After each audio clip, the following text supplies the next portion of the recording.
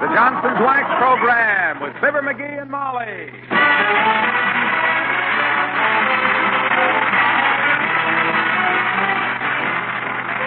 The makers of Johnson's Wax and Johnson's Self-Polishing Glow Coat present Fibber McGee and Molly with Bill Thompson, Gail Gordon, Arthur Q. Bryan, B. Benaderet, and me, Harlow Wilcox. The script is by Don Quinn and Phil Leslie. Music by the Kingsmen and Billy Mills Orchestra.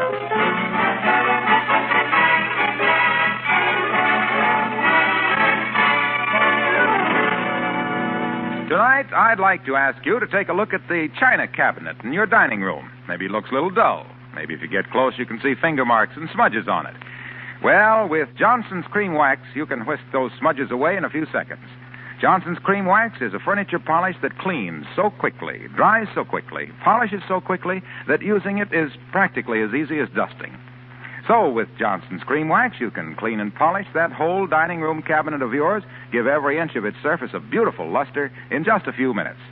That's because Johnson's Cream Wax not only cleans fast, it dries fast, so you can polish it almost immediately. There's no sticky oil to catch dust. Tomorrow, ask for Johnson's Cream Wax. Use it for all your furniture. Watch it clean so quickly, dry so quickly, polish so quickly that using it is almost as easy as dusting. Get Johnson's Cream Wax, the fastest wax polish you can buy.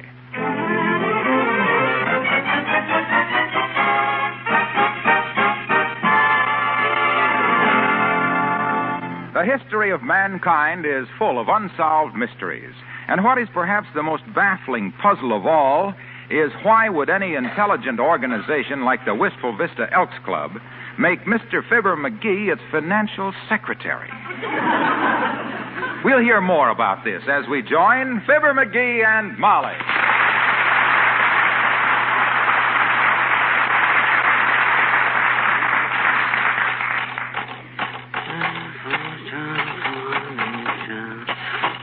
Hey, Molly, how do you spell auspicious?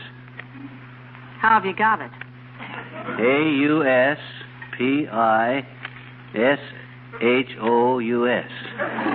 But it don't look right. How are you using it? It's in my speech. You see, when I say, on this auspicious occasion... Wait a minute, what speech? Are you typing out a speech? Why, sure, didn't I tell you? Tonight's the big ceremony at the Elks Club. We burned the mortgage. All paid up. But why do you have to make a speech? Or does everybody? My gosh, kiddo, as financial secretary of the Elks, I'm officially in charge of the whole shindig. I'm the guy that he lights the fire, tosses the mortgage onto it, and hands the key of the building to the grand exalted ruler. Sweetheart, I love you. Huh? But I don't know why anybody ever picked you as a financial secretary. It's like Lassie giving advice to Lionel Barrymore.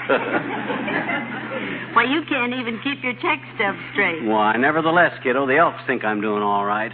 Look at this note I got from him just yesterday. You see this? Yeah?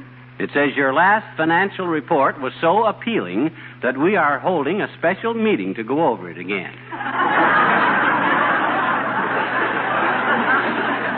Appealing? Yep. That says appalling, McGee. Those guys can't spell. Well, anyhow, I got to get busy with the speech, if you'll excuse me. We are gathered here tonight to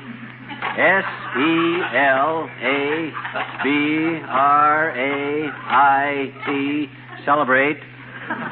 McGee? Huh? How long have the Elks been in that clubhouse? Oh, since they built it, I guess, about 1867. Why?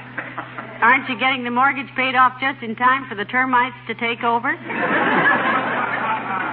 You know something? That building has worn out 3 cornerstones. Well, as financial secretary, I'm... Come in. Oh, it's Mayor LaTrivia, McGee. Do come in, Your Honor. Thank you, Molly. Hello, McGee. Hi, LaTriv. Just writing out my speech for tonight. You going to be present at the mortgage burning? Well, naturally. After all, I'm chairman of the Charities Committee. What's charity got to do with this occasion, Mr. Mayor? Charity is what we Elks must have in our hearts when we consider the activities of our financial secretary. Also faith and hope. Oh, yeah? Well, I ain't done so bad, LaTrivia. With me as financial secretary, we got the mortgage paid off, didn't we? I don't know why you had to hurry with it. It's only run since 1867. It was sort of a race, wasn't it, boys, to see who got the building first, the bank or dry rot? Well, frankly, Molly, the Elks Club may be a little decrepit, but at least, and at last, it's ours. Yeah. You should have seen old McDonald at the Third National Bank's face when I made the final payment and he had to hand me the paid-off mortgage. Like he'd caught me in a fish hatchery with a trout rod. Hey, you like to fish, LaTrivia? Why, of course he does, McGee. Everyone says the mayor is quite an angler. Every politician is, but does he like to fish? I do indeed, McGee. Particularly deep-sea fishing. Last year, off the coast of Florida, I caught a 250-pound swordfish. Heavenly days, what a whopper. Well, it was really only 200 pounds. I didn't know you were on a fishing trip in Florida last year, LaTrivia, and you never said anything about catching a swordfish. Well, frankly, I was down there on official business and should not have taken the time to go fishing. Uh-huh. That's why I kept it under my hat. A 200-pound swordfish? That must have been quite a trick. What'd you do, LaTrivia? Saw the sword off first? Why should I have sawed off the sword? So you could get it under your hat. Yeah. You must have been wearing a cowboy hat because, my goodness, 200 I'll pounds. bet you sure felt silly, LaTrivia. Walking along the street with a hat full of swordfish. My gosh, didn't it drip all over you? Oh, don't be ridiculous. I wasn't wearing the hat, but I mean, when I said I kept it under my hat, I was merely... Well, it isn't us who are being ridiculous, Mr. Mayor. It's you. Yeah. The idea of trying to hide a 200-pound swordfish under your hat. Why, that's childish. With the tail sticking out one side and the bill sticking out the other. I tell you, the hish was not under fat. Huh? I mean, I wasn't trying to consort the sealfish. Conceal the port fish. Look, when I said I was keeping something under my... Hey, now, take it easy. Calm down to a roar. You're talking to another fisherman now, boy. We're all a little eccentric. Who cares how you carry your fish? In your hat, up your pants leg, under your arm. It's your business how you get it home. Gee whiz, the only... Yes, don't think we're criticizing you, Mr. Mayor. Yeah. Heavenly days, if you think you can carry a 200-pound fish in a size 7.5 fedora, why, more power to you. Yeah. And you'll need more power. Well, my goodness. I tell you, I didn't harry a cat. Huh? I carry a hook in my fish. Carry a fish in my hoop. What? Hat. When I said I kept a sword hat under my Fidelma, my producer... Hat. Hat. Nobody could put a 200-hat sword under a fish foot. I mean, nobody. I didn't try to. You were the one who said it was. I was. You were the one. Under.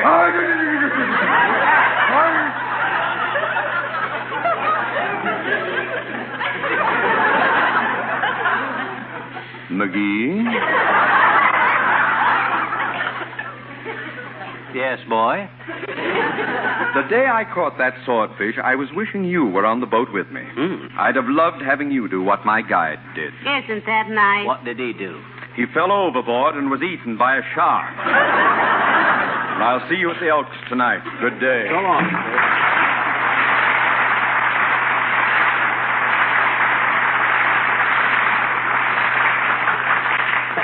Boy, that guy takes the bait, don't he? Yes. What kind do you suppose he took? Well, for swordfish, I suppose some salt pork. Hey, don't do that to me. All right, finish your speech, dearie. Okay. On this auspicious occasion.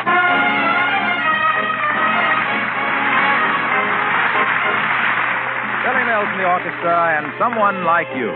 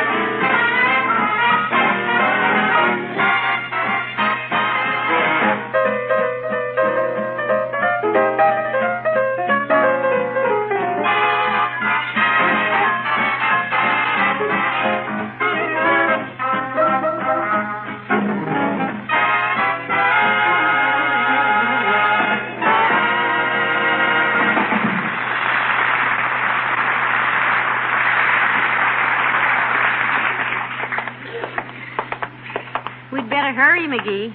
We wouldn't want the Elks to burn the mortgage before their financial secretary got there. They wouldn't dare. They wouldn't? No, sir. The financial secretary is too important of a job for the guy that he's got it that's left out of them burning the mortgage, which I'm the guy got it paid off before I get there, isn't he? A very interesting question. Quite.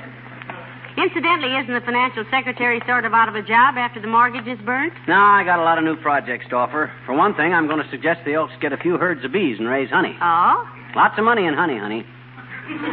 If we had maybe even one big herd of bees, It's warm. Well, we'll take off your coat, kiddo. But as I was saying, bees are awful interesting little insects. My gosh, when a bee that's lived for 50 years can fly 25,000 miles... What was that? A 50-year-old bee flew 25,000 miles without a rest? Certainly. It was in all the papers the other day. Big headlines. Says, bee, 50, flies nonstop around world. That's why I think if the Elks had a big herd of bees... Hold it, McGee. Here comes somebody, and it looks like the Oldtimer. Well, if it looks like him, it's him, all right. He's the homeliest old... Oh, hi there, Oldtimer. Hello, Mr. Oldtimer. Hello, Johnny. Hello, daughter. Where are you going? Picture show? No, we're on our way to the Elks Club, Mr. Oldtimer. They're burning the mortgage tonight. I'll go with you, kids. I love fires. Good. I'm making a speech, too. But I hate speeches. I'd love to go, Johnny, but I can't make it. I'm wrestling tonight. You wrestling? Yep, I'm defending my title against Seductive Sydney, the blonde bone crusher. I'm heavyweight champ, see? You're the heavyweight wrestling champion? Sure. But in wrestling, Johnny, who ain't? Isn't it a little early to go to the stadium? The wrestling bouts don't start till 8:30, do they? No, but we got to rehearse, daughter. You see, after we decide who's going to win, we rehearse about an hour and then practice our face-making and groaning for a while. I ever tell you about when I wrestled Matt Face McGowan, the Edinburgh Undertaker? No, I don't think we've got Well, time. sir, Matt Face McGowan always come into the ring playing the bagpipe, all dressed up in them plaid skirts. Yeah. In wrestling, you got to be a character or you don't get no place. Yeah, see? we know. Well, sir, this night, Matt Face McGowan gets me with a schoolboy trip. Oh. I rolls out of it and gets him the Boston Crab. He gots toe holds me, and I arm stretch him. And there we are, tangled up like a sack full of octopuses. You know, that's a very interesting... Suddenly, I sets up a field, give him an airplane spin, and lets him go. And whoa, Nellie, he disappeared. I don't know where he went. And then I seed him. Oh? Laying there with his leg back of his neck and that little plaid petticoat of his, Kilt? Nope, but he'll walk backwards the rest of his life. Well, wait for rehearsal, kids. Go on.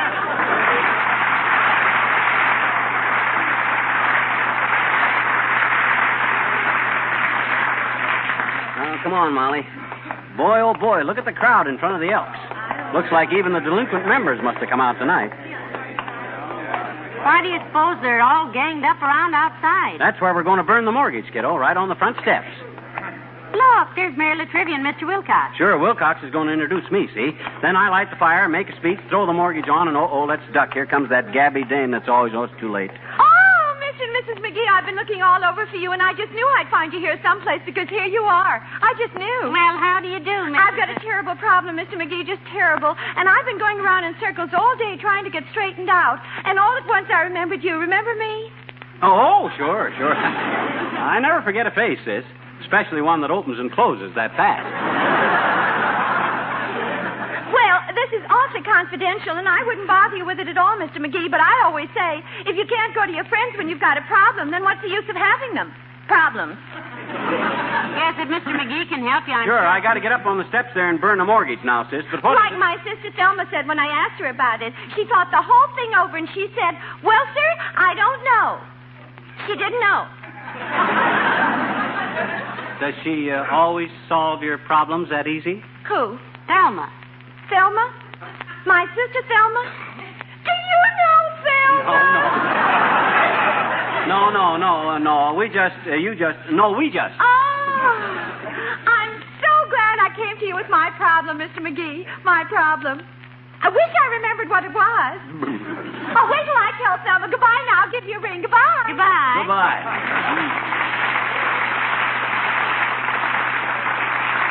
Give us a ring, she says. I already got a ring in my ears. Hey, here he is now, folks. Hey, Fibber. Hey, pal. Come on up front here. Yeah. Come on, Molly. Okay. Okay, fellas. Okay. All right, let the secretary through, please. Thank you. Let him through, please. The financial secretary.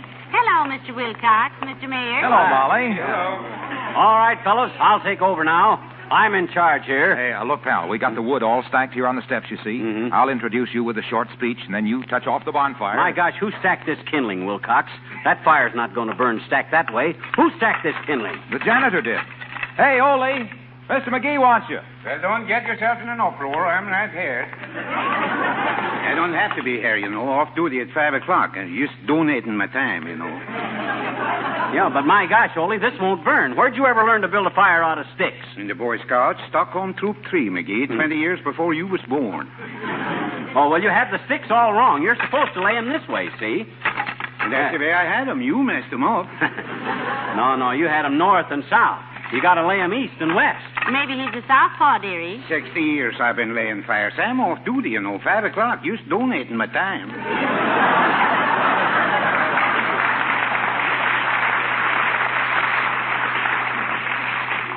Look, pal, the crowd's getting a little impatient here. While you're checking the kindling, I'll start introducing you, okay?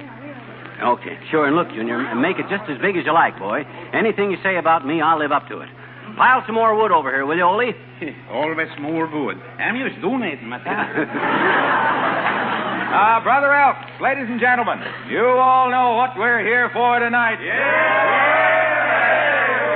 As a longtime member of this club and as sales manager in this territory for S.C. Johnson and Son of Racine, Wisconsin, makers of Johnson's Cream Wax, the wax made especially to clean and polish your furniture, woodwork, and kitchen equipment, it is my privilege tonight to introduce your financial secretary. Wait for the applause, dearie. Okay. Not yet, kids, not yet. Oh. Friends, this man needs no introduction. Yeah, I wouldn't give it to him either. 60 years I've been laying fires.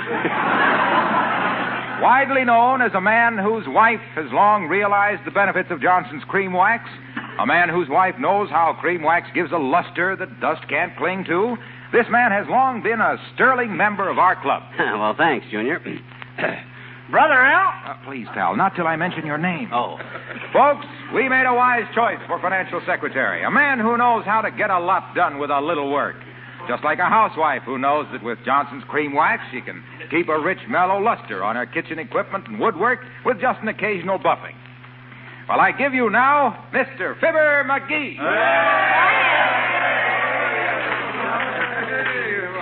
Brother Elks, and ladies and gents, I got a short speech to make tonight. But first, who's got a match? Yeah, we need a match. I don't have a match, McGee. Maybe if I smoke cigars. Here's a match, Mr. McGee. Oh, for goodness sakes, it's Mr. Wimple. My gosh, I didn't see you there, Wimp. Thanks, kid. Stick around. We're going to have quite a bonfire, boy. Yes. I brought something else besides matches, too, Mr. McGee. What, Mr. Wimple? Look, marshmallows. Why, Mr. Wimple, how thoughtful. Well, don't tell anybody. There's not enough for everyone.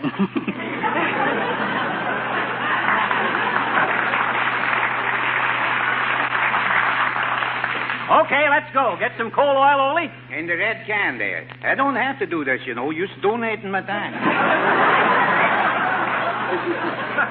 Okay, stand back, folks. Gee, that's a lot of kerosene. You splashed it all over everything. Oh, don't worry. It'll all burn right off. Well, let's have a cheer, folks. Here we go.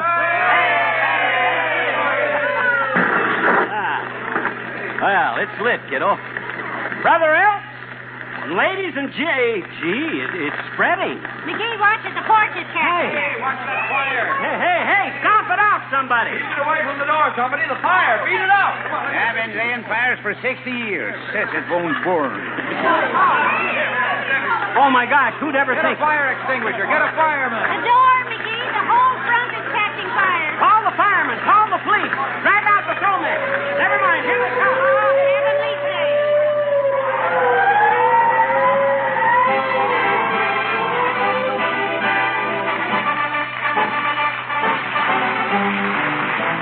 The King's Men sing.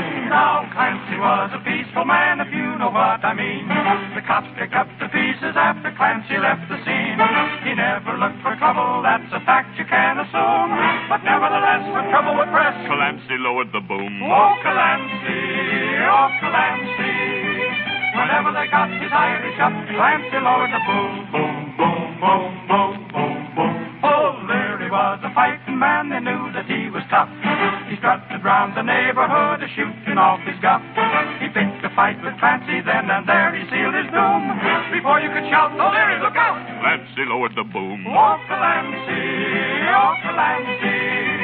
Whenever they got his Irish up, Clancy lowered the boom, boom, boom, boom, boom, boom, boom. Now Clancy left the barber shop with tonic on his hair. He walked into a pool room and he met O'Reilly there. O'Reilly said, For goodness sake, now do I smell perfume? before you could stack your cue in the rack. Clancy lowered the boom. Oh, Clancy, oh, Clancy. Whenever they got his Irish up, Clancy lowered the boom, boom, boom, boom, boom, boom, boom, boom. The neighbors all turned out for Kate O'Grady's wedding night. McNulty said, Let's have some fun. I think I'll start a fight. he wrecked the hall and kissed the bride and pulverized the groom. Then quick as a wink before you could think, Clancy lowered the boom. oh, Clancy, oh, Clancy. Whenever they got his Irish up, Clancy lowered the boom, boom, boom, boom, boom, boom, boom. Oh, Clancy, oh, Clancy. Whenever they got his Irish up, Clancy lowered the boom, boom, boom, boom, boom, boom, boom, boom. Whenever they got his Irish up, before you could pat the top of your hat, Clancy lowered the boom. Boom.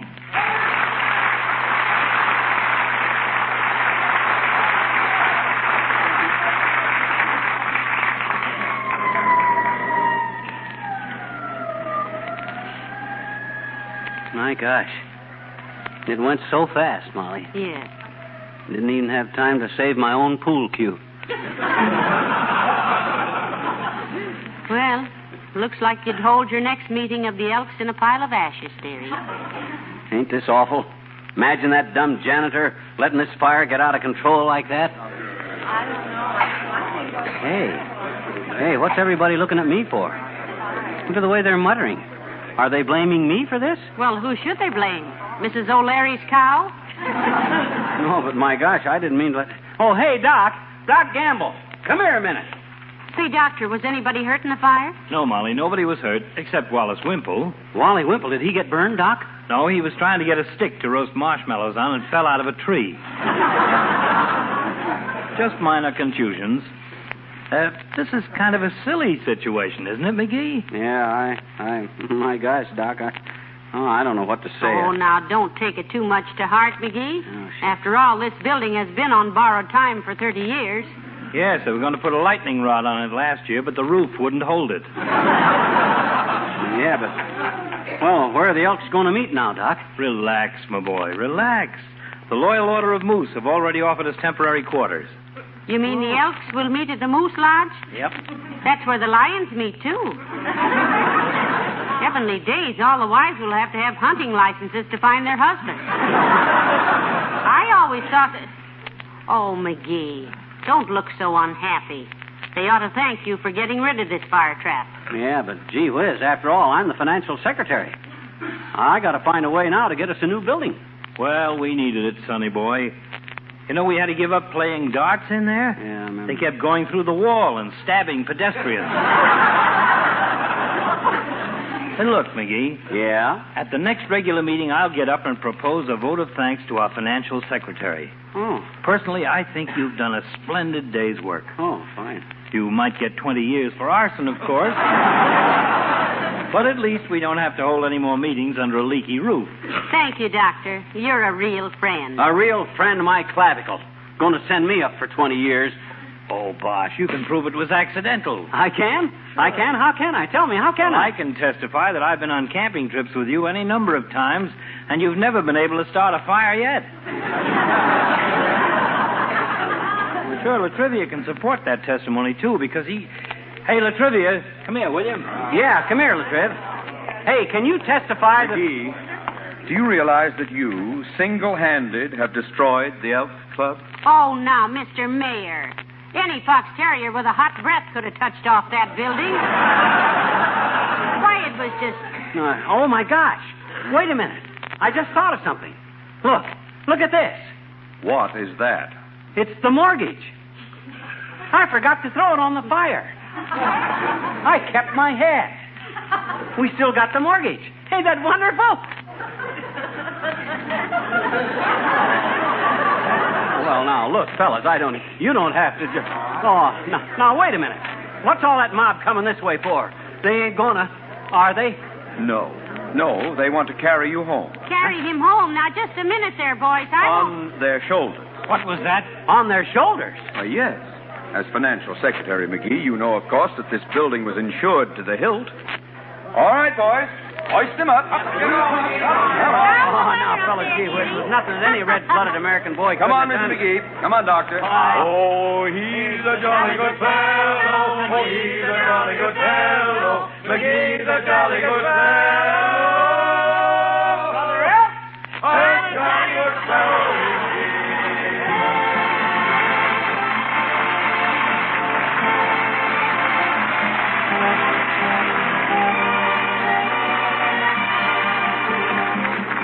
Fibber and Molly return in a moment. You know the smudges and film that collect on your furniture? Well, you can whisk them off in a few seconds, then polish that furniture to a high luster in a few seconds more. Yes, that's how easy it is with Johnson's Cream Wax. Johnson's Cream Wax cleans so quickly, dries so quickly, polishes so quickly that using it is practically as easy as dusting. Get Johnson's Cream Wax tomorrow. It's the fastest wax polish you can buy.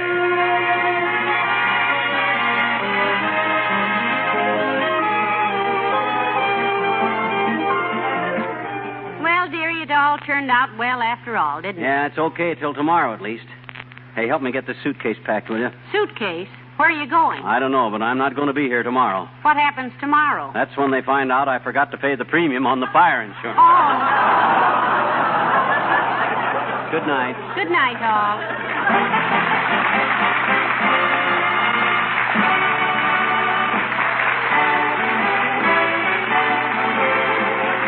Makers of Johnson's Wax and Johnson's Self-Polishing Glow Coat, Racine, Wisconsin, and Brantford, Canada, bring you Fibber McGee and Molly each week at this time. Be with us again next Tuesday night, won't you?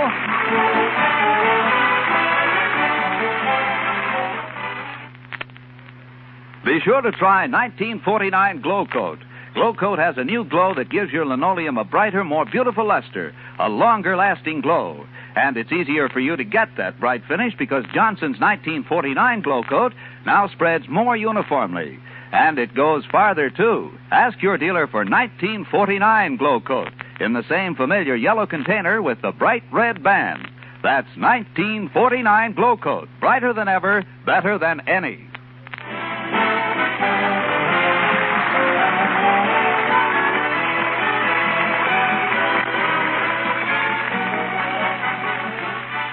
This is NBC, the national broadcasting company.